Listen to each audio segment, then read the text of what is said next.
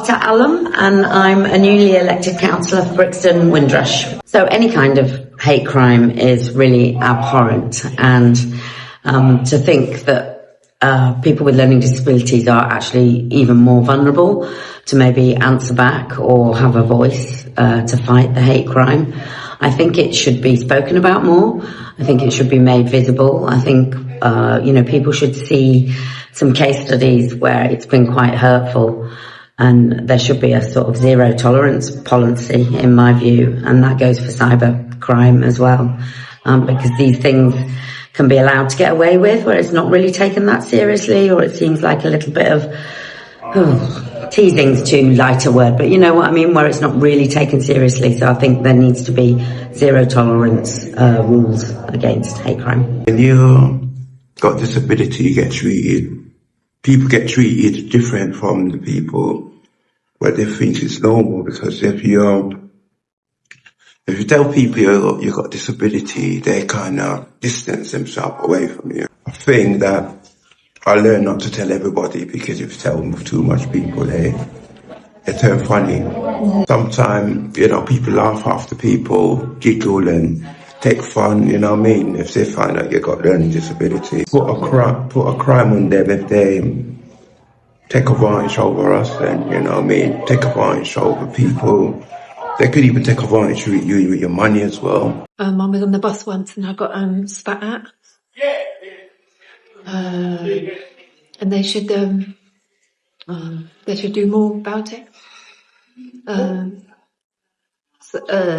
More police, more police around to make sure that we're safe. On buses, I had my phone stolen about 10 years ago, and people grabbed my phone. More people should be safe with people, that all people with learning disability.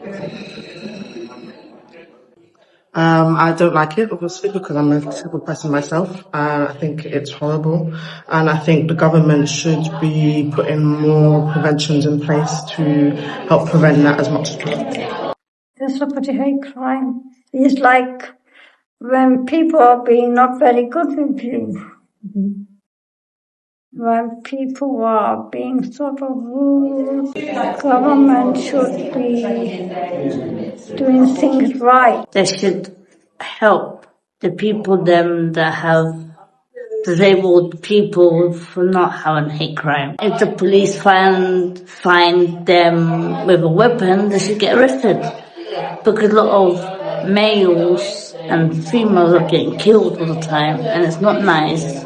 We hear it every day, we have it all the time. It's disgusting. I don't like it, it scares me, it scares everybody else, it scares the family actually, everybody that is outside in public or inside public, it's very scary. Hi, my name is Yaz. I am a care coordinator at Carers Hub Lambeth. I work with carers who care for those with learning disabilities and neurodivergent needs. So in terms of being more careful with a lot of the cared fors when they're online, I think you've got to be a little bit more careful with how you explain to those with learning disabilities and neurodivergent how to go online. And I think there should be more safer options that a lot of the social media head offices should do a little bit more when they are online, for example, on Instagram or anything where they're looking at posts, being careful, as they could be easily led into other content that may cause radicalization or into more hate crime. And there should be more blocks on things where people with learning disabilities are prone to, and maybe there should be like a bit in the settings where they can turn it on and off for those who care for them. If they have a disability, that can be like a block where there's certain things that restricts them from going into. But I feel that there should be a lot more that needs to be done, and I feel like because of the safety and the concerns of those very vulnerable, it's very easy for those to be led or swayed, or maybe even being taken advantage of. Sometimes they might be asked for ransom or being asked money, and you have to be very careful in that terms. But I really do think that's something that needs to be looked into, and safety precautions should be trained through all out of the businesses, even from the top all the way to us as support workers or care coordinators, and in hospitals and schools, just to prevent further any suicidal ideation or any attacks on vulnerable people that we care for.